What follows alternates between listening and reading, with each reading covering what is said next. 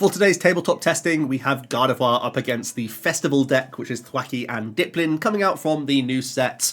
Gardevoir gains some pretty interesting new toys, actually. The new A-Spec Unfair Stamp definitely feels helpful for a deck that is more setup-based and usually a little bit slower off the mark, so we can try and use Unfair Stamp, certainly against aggressive archetypes, to slow them down a peg, and possibly even just stop them in their tracks entirely if they end up on a pretty grim hand, before they've established much of a draw engine. Also, we gain the Munkidori. This is actually a really impressive card that has really sold me in the few games that I've played in this format, both in Gardevoir and with Blissey and a few other things in the format, where you're able to move 3 counters from one of your Pokemon onto one of your opponent's Pokemon. This can allow you to target benched Pokemon. It pushes Screamtail's damage output much more dangerously. It can combine nicely with Fluttermane as well, with that Hex Hurl 2 damage counter placement, and even you can load this up onto the active as well, pushing that Balloon Blast even more. At the same time, it certainly pushes Gardevoir's Miracle Force to do much better numbers as well. That 190 threshold plus the 30 puts us into 220 range, which, as we know, takes out a lot of basic EX and V Pokemon. And then we have the Festival lead deck. The main ability here is that if we have Festival Grounds, that stadium card, in play, we can attack and then attack again, which is a huge selling point here. One thing you may notice that Fluttermane was in the Gardevoir deck, which might be shutting down that ability throughout the game, which is a shame, but that is kind of the selling point that we have going for here. Dipplin, of course, is a grass type, so at least we'll be pretty good into Charizard and putting that deck down a peg or two. And the Thwackey is a phenomenal stage 1 draw option, where we can search our deck for any one card, similar to a Pidgeot EX, but on a stage 1 prize Pokemon. The catch is that we have to have either Dipplin or Goldeen in the active position for Thwackey to be able to use its ability. But the idea around the deck is that Thwackey can piece the combos together as we're constantly trying to maintain our stage 1 attacking line in the Applin. We're once again playing the Unfair Stamp as a great disruption option here, but could also be a way to draw more cards for us in the opening stages. The Bug Catching set is a godsend to help us get our low count of grass energy quite frequently, as well as establishing multiple stage 1 Pokemon throughout the game. Lana's Assistance is a pretty handy, essentially new version of Clara, and Kieran is a pretty sneaky supporter card that we can use to buff our damage output by 30 for the turn. We can actually get double activation of this with Dipplin attacking twice, so we can effectively hit 260 in a turn, or with Vitality Band that can push us to 280 all in one go, or with that Defiance Band it gets even more crazy. Stick around to the end of the video where I'm going to talk about a few other considerations for both archetypes, but for now, enjoy the games. If you're looking for PTCG live codes, make sure you check out the Potown store. You can get a 5% discount on your orders using that code OmniPoke. So getting into our first game, I'm going to be playing Gardevoir on the left, and Jack is going to be playing the Festival deck on the right. He has a Thwackey start, I have a Ralts. It looks like he has at least Buddy Buddy Poffin in hand, so we can beginning to establish his bench. It's going to be really important to have as many Thwackey as possible, but also you need to have a good upkeep of your apples throughout the game, because obviously Dipplin is a stage 1 Pokemon, so not only do you have to have your backup Pokemon ready, but also your benched basics so you can evolve straight into Dipplin. Even going to be really important to do that between turns just so you make sure your Thwackeys never really fall off. That's also why the Goldeen's in the deck list. Yes, the camera does just go a little bit blurry here, but it comes back momentarily. I've checked the footage, so we should be all good. But Jack has essentially just paid retreat into a Goldeen here to, 1, protect a Grookey, but 2, it means that he has a Festival Leave basic in the active at the end of his turn, so as soon as he evolves into a Thwackey, he can start using those abilities immediately. So that's going to be a big deal for him. And with Goldeen having that 1 retreat cost, you can simply use Rescue Board on it next turn and be pretty happy with that. And he knows that he's up against a deck that doesn't really pressurize until I have Gardevoir EX online, so he can be content thinking that this Goldeen is safe. As it happens, I have a Buddy Buddy Poffin of my own, can get a couple more Ralts developed, and looks like I'm using Arven here to grab Nest Ball as well as TM Evolution, which is looking very solid. I can Nest Ball out a Fluttermane, and this is actually going to be a really big interaction in this matchup, because I'm going to need that Midnight Fluttering to prevent Jack from attacking twice with his Dipplin. That's going to be such a big deal here to turn off the ability. So we've already checked this, and Jack is able to launch that first attack on anything, and then if I bring up a Fluttermane, I'm then turning off the ability to prevent that second use of an attack. So the Fluttermane in the deck list is actually going to be massive here. It's a big card to help out against Iron Thorns, It's going to be a big card in this occasion to slow down the Diplins just raining damage through me. I think you see Jack on his phone is actually looking for the the PTG radio video to see if Ross had already done a video on the rulings, and we eventually found on the wiki that we were doing it correctly, which is cool. So I end up using TM Evo on the double Curlier, and Jack... Let's see what he's got. He's got the Festival in hand. He's got a Grass Energy. And debating an Ultra Ball. So he can Ultra Ball into Thwackey. And then by the looks of things, he has to Thwackey just to get a supporter here. He's holding on to Unfair Stamp in hand as well, which obviously isn't live just yet. But we are going to see the Thwackey coming in. He's just going to go Thwackey into Thwackey. Now the risk of this... Oh, okay, so he's going for Arven. And then Arven can get him Rescue Balled. I don't know if he has Diplin in hand, though, to start pressurizing. Also, he needs to get extra bench Pokemon established this turn as well. Possibly he's better not Thwackying Thwack here, and you instead just... Yeah, this is what I think is better. Instead of going Thwack, you just immediately grab Iono and see what you draw off the 6. Hope to get some pieces amongst this 6, and ideally another Thwacky for free. So that's what he's going to change his mind towards here. I like attaching the grass to Applin, that seems reasonable, and then the Iono is going to shuffle the Stamp to the bottom for reuse later. He at least picks up some Poffins. I don't know if he's drawn into a Thwacky, though. It'd be a big miss if not. Jack also had to discard, what was it, the Defiance Band and a Stadium from hand, which might be a little bit awkward with that Ultra Ball earlier. Does... at least establish more Applins here. Does have the bug catching set, and that does get him into Applin and another Thwacky. So at least he has a couple Thwacks here. I don't know if one card can get him into attacking with Diplin though. We're going to see a search here of the deck. He's just going to grab a Diplin to hand by the looks of things. Oh, he's just going to evolve up.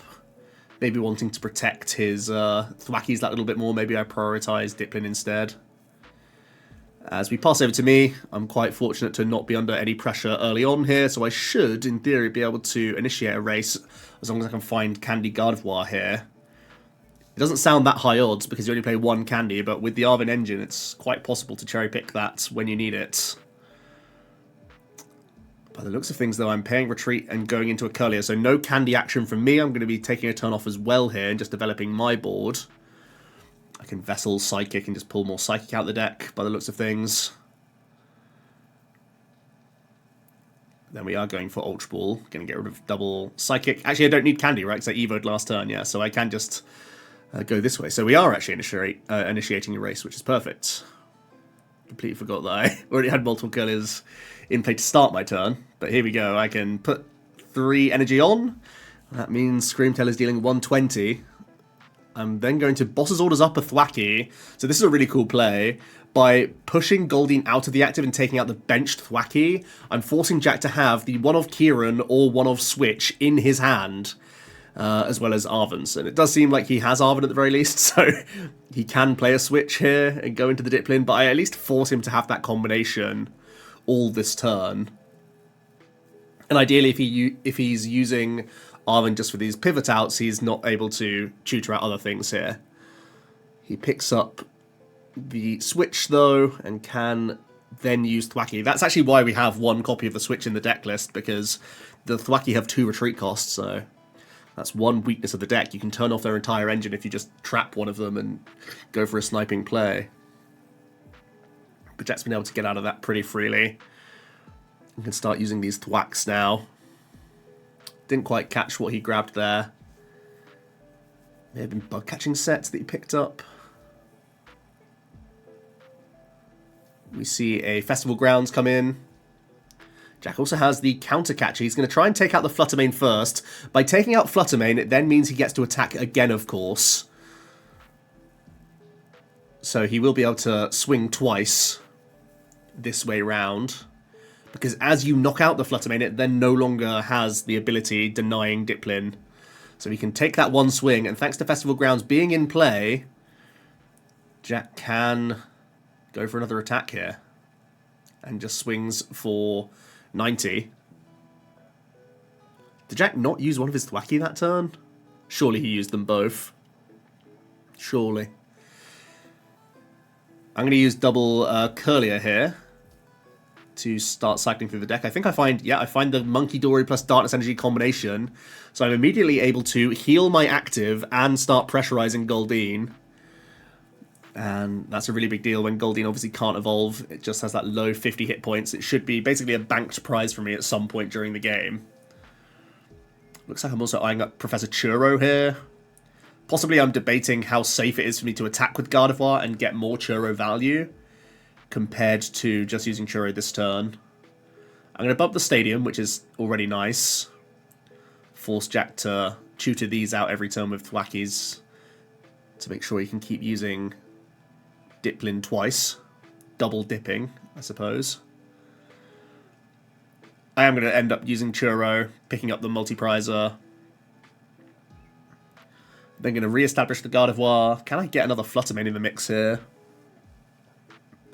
Bravery Charm onto Munkidori may also be handy. I could use that as like a pivot. If that like tanks a hit, then I can like retreat it out and just use it to keep throwing damage across Jack's bench for the remainder of the game.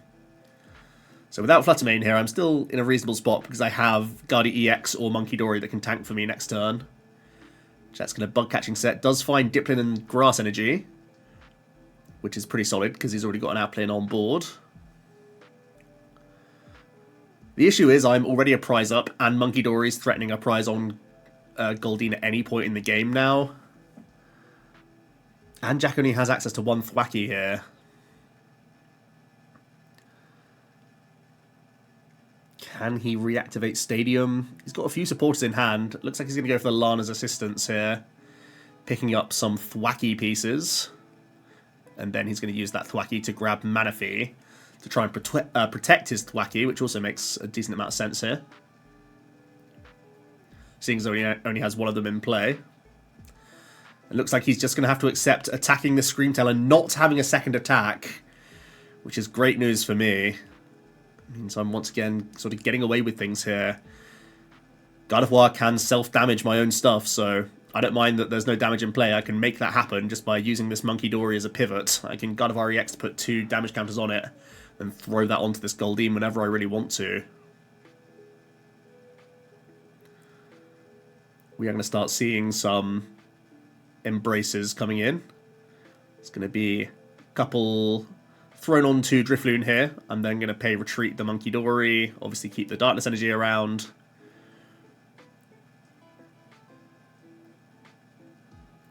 I don't necessarily ever have to give Jack that free bench space either, but I am just going to take out the Goldeen here. Maybe I'm just thinking I'm so far ahead in a race now. With a 2-prize gap, basically, by the end of this turn, I should be in really good shape. I've also re-established another Fluttermane. I'm putting more into the deck now with the Super Rod. I feel like I'm in a pretty reasonable position, and Jack is quite far behind with prizes now. I have 2 remaining. Jack's still 4 to take. Especially when I have this Fluttermane chilling in the bench, it really just denies the main selling point of the Diplin, really. Or this deck as a whole. Jack's got access to Palpad. Still hasn't used his Unfair Stamp. It could be a reasonable time to try that this turn. It's in that same situation, though. Even if he is able to find Stadium, he can take that down the Drifloon, then I can just go back into Munkidori to sponge a turn. Or go Fluttermane and just end the turn regardless. So feels like I'm in a very solid position. Jack's going to thwack for thwack, then use second Thwacky for something here. Is it going to be the Unfair Stamp? That's definitely a card he's debating. Yep, going to go Unfair Stamp here. Jack just checking what resources have been used. He's going to Palpad back in Lana and Arven. Both can be cards that can get him either Super Rod or just the Lana physically getting Pokemon back into the mix, so that makes sense. Before using the Unfair Stamp, Jack gets 5, I get 2. And he's hoping that from some hand disruption he can slow me down in one way or another. Jack does draw into Arven, so can Rod.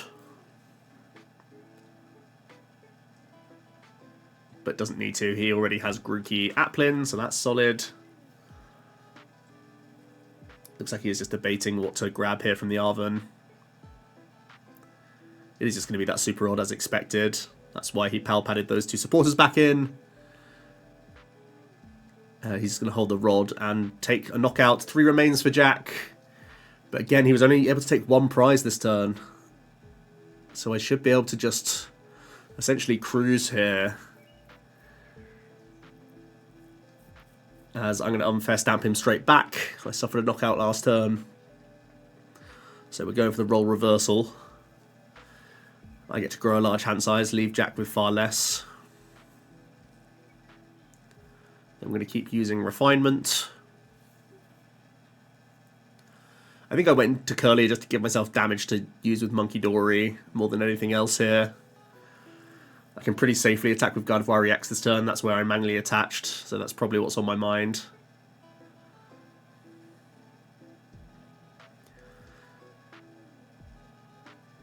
We're going to pressurize that Applin, because obviously forcing Jack to evolve that up is still going to be handy here. He does go Diplin attached straight away from the unfair stamp in his top deck. Can he construct anything here with these final Thwackies to get back into the mix? No, he is just going to have to concede game 1 here. I was a little bit far ahead, and you can see his prizes. He actually prized 2 of the festivals, and I think there was only 1 or 2 opportunities where I didn't have Fluttermane in play, but it meant that Jack really couldn't capitalize on much additional damage. If he'd been able to pressurize Gardevoir EX at a different point in the game, I wouldn't be able to bring it into the active so confidently, or even if he had been able to pressurize Munkidori, possibly bossing it like later in the game could have been a handy play for him to deny me the easy Goldeen prize. Getting into game 2 then. Jack has an Applin start. I have a Ralts. And I'm going to go first and get a Buddy Buddy Puffin. We're trying, because we're doing best of 2s, that both players get to go first one of the games. Just to give you a demonstration of how it plays rather than like player X choosing first or second. We're trying to give a display of how both decks function, going both first and second. Obviously, there's a number of archetypes that would much prefer one or the other. But we think it's a better representation if we show both sides of both decks. I don't think I have many actions more to take, so yeah, it's a Buddy Buddy, Puffin and Pass. I was at least holding on to Arven for next turn though, so I've got actions going on. Jack also has access to those Puffins, so can begin to fill his board up. Again, looks like it's an early Goldeen choice here, as well as a Grookey.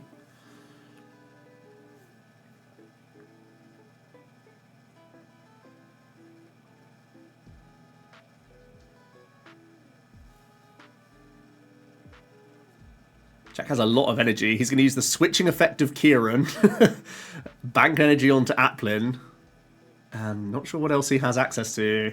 He's just going to have to pass things over to me. I start things off with the Arven. So this is a bit of a decisive turn. Do I go for an easy Evo play? Yeah, that looks like what I'm going to be eyeing up here. The more aggressive line is like looking for a candy combo, but I'd have to have a really specific hand for that to come together. So I am just going to Nest Ball out the Fluttermane. We saw how important it could be as a blocking option. Jack had to countercatcher it in game 1. And I am just going to Evo into Double Curlier. Pretty routine stuff from me. Jack is able to evolve into Thwacky, so can unlock his hand a little bit here. My hand's not been that strong either, so he may be put off from using Iono. Or maybe that's how he's going to begin his turn anyway. His hand is really weak. He has a number of energy, he has Palpad.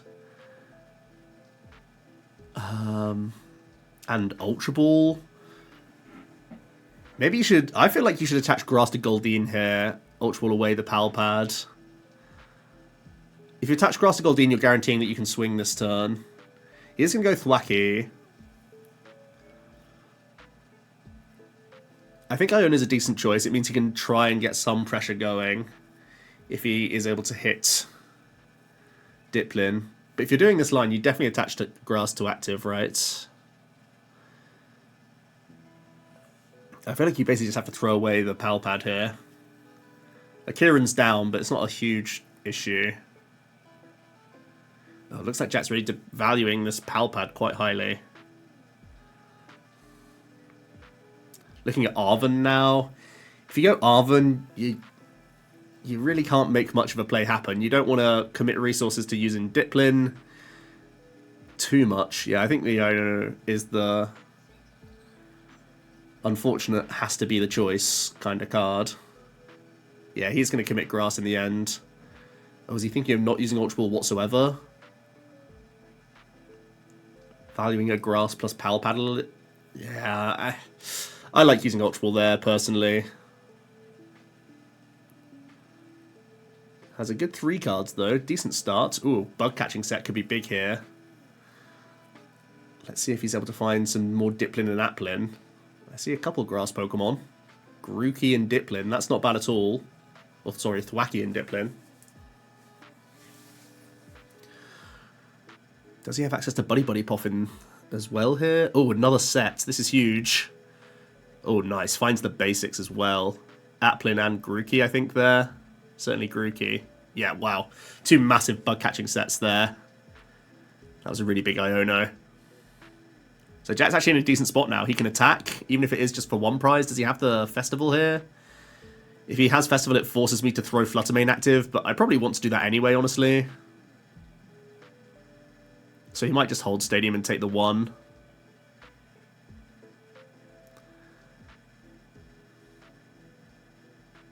Interesting. He might be debating using the Stadium just to force Flutter active. No, yeah, he is just going to hold it, knowing that I'm likely going into the Fluttermane anyway here. Because I wouldn't want to give up any Curliers, obviously. I'd rather just end his turn whatsoever. So I'm going to kick things off with Arven. I'm going to tutor out Ultra Ball. And do I have an Evo that can be fodder? No Luxurious Cape. That also could be a decent refinement target for some fodder. I really don't need the damage output in this matchup. Applin sitting... Oh, sorry, Diplin sitting at the big 80 hit points. Thwackey at the 100. I can begin using these refinements. I've still got the Ultra Ball in hand that I searched out, so I can get rid of even more Psychic if I have to here for my Fluttermane. It's going to be Evo and Lux Cape getting discarded. We obviously need to get Gardevoir EX if that's not already in hand, so that I can have a response swing here with Fluttermane.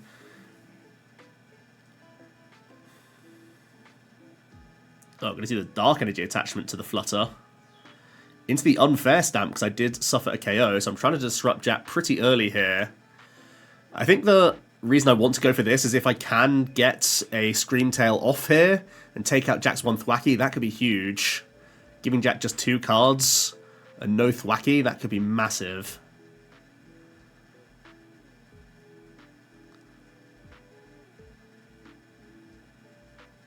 There's going to be 2 more energy swung onto the active. Looks like I did whiff on the attachment stuff. I'm going to throw a Bravery Charm on, just because Jack's low hand size once again. Maybe if I can get this attack off. It's hard for 1 Thwackey to get like Buddy Buddy Poffin in addition to Energy Attachment, Stadium, all that other stuff. Oh, and Jack's hand was cracked off the Unfair stamp. Once again, back-to-back stamps on one another. And Jack is able to evolve Diplin, get a fresh 5 before using Thwackey here. That's amazing.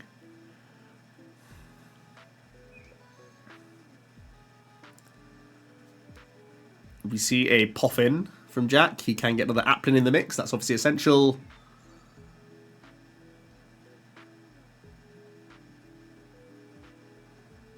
And did Jack not go for Thwackey again here? Am I missing something? He's just going to go for Iono here.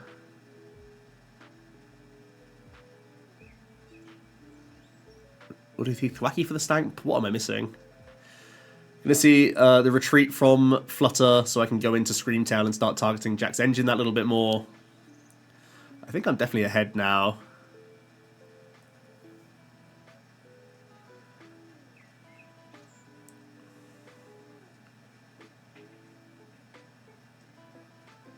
Or is it because the Fluttermane stopped Diplin from having it? I think the ability's still there though, right?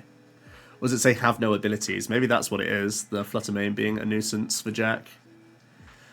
Anyway, I'm able to take out Thwacky. Jack re-establishes one, then uses one to grab a second. Finally gets Diplin plus energy and Stadium. Also gets the mana fee down to deny future Screamtails. And looks like the Cynthia's Ambition is possibly the choice here for Jack.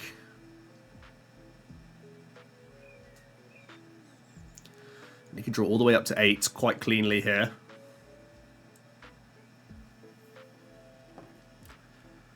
He's just picked up a ton of Ball Search from that.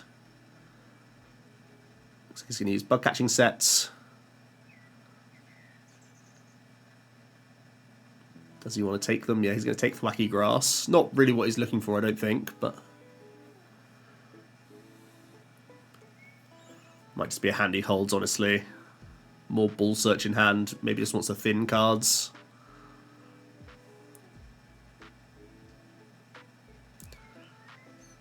Yep, he's going to throw away the Grass and the Thwacky that he just found to grab that Diplin.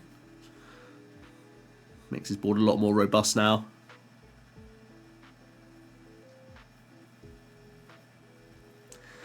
He's going to swing once, and then I deactivate with the Flutter coming back.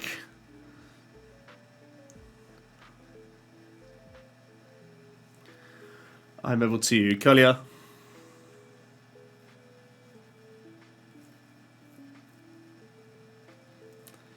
We're also going to bounce Stadium. This is just such a nuisance for Jack to deal with.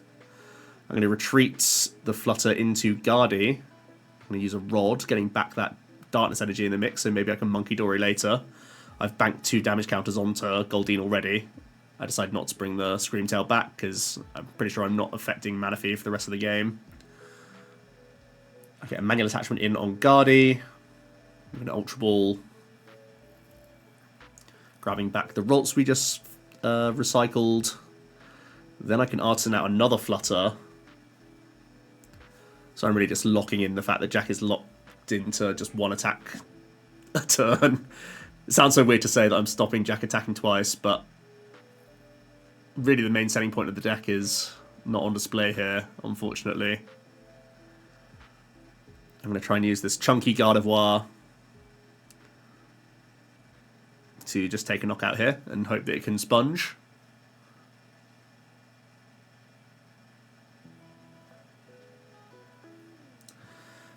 Jack does get a free use of Artisan here. Looks like he's using it just to take a look at what's available. Saw Power Pad in there. Maybe he wants to Thwacky out Power Pad for Lana, if he doesn't have access to that. Lana's probably the best way to get energy in hand, plus Diplin this turn. Or an Applin on the bench, I should say. Oh, there's already an Applin in hand, so maybe that's not so much of an issue.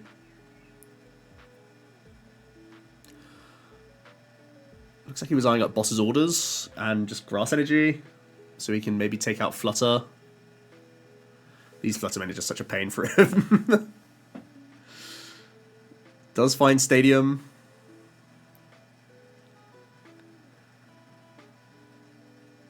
It is going to be Boss on the Bravery Charmed Fluttermane. And he can take one out, but I'm going into the second one to stop that second attack as well. Oh, it's just rude, isn't it? The double Fluttermane. It's not that common either. It was just a high count in some of the lists we'd seen in the early City Leagues. I think possibly as a reaction more to Iron Thorns than anything else, but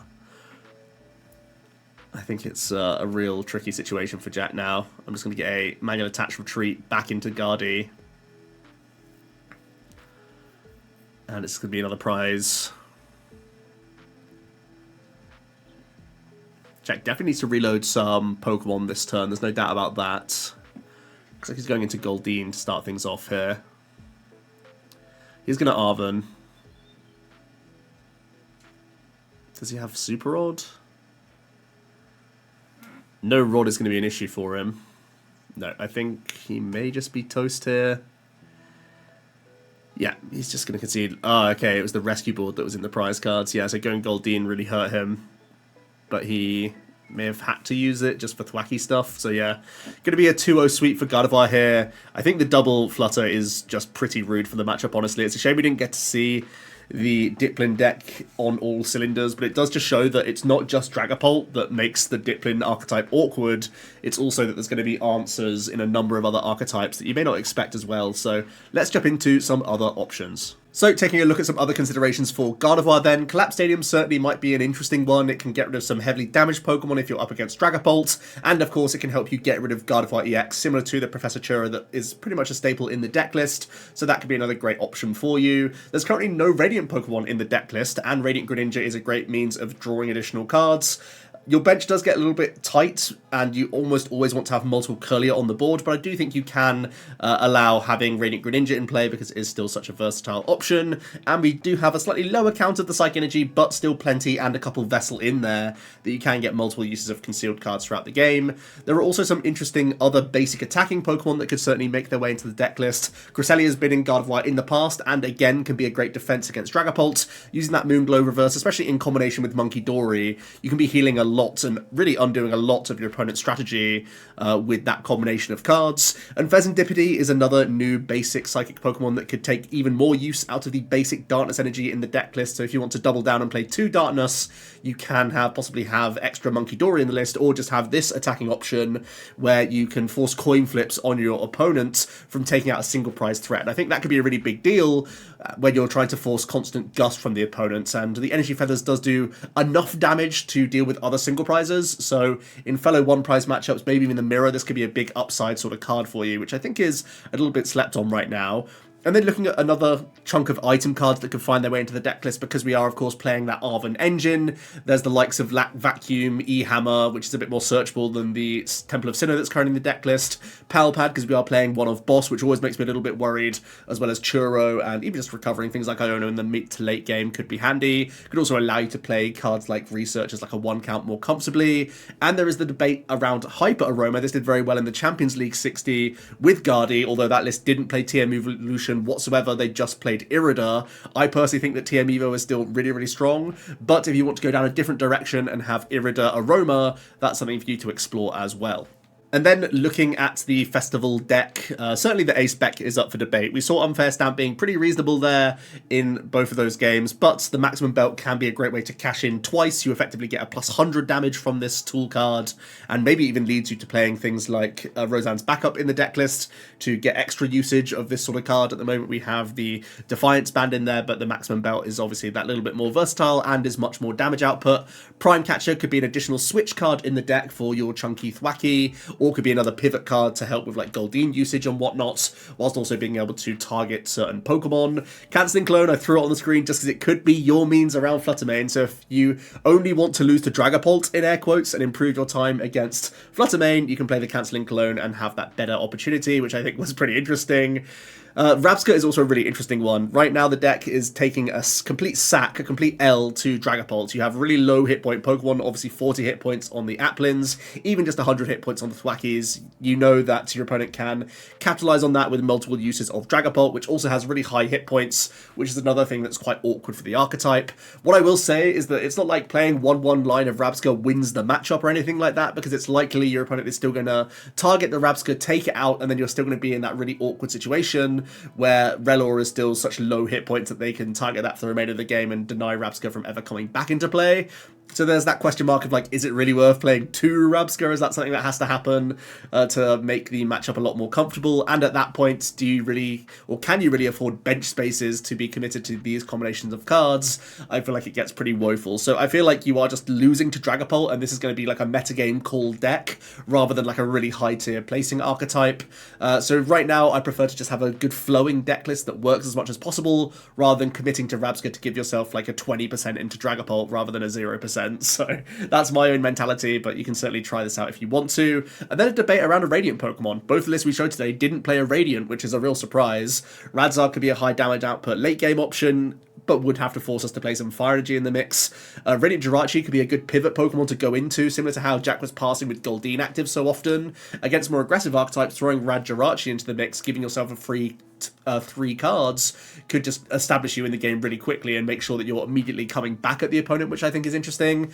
And Radiant Serena may actually end up being still a soft tech for Dragapult, but could be more effective than Rabscott overall, when you have the Elegant Heal option, and then maybe even you play Picnic Basket in the list. I know that sounds pretty copium, but it could be an interesting play that you go for to undo some of the damage from those Dragapult. Hope you enjoyed today's video. Thanks so much for watching, and I'll see you tomorrow for another one. Cheers.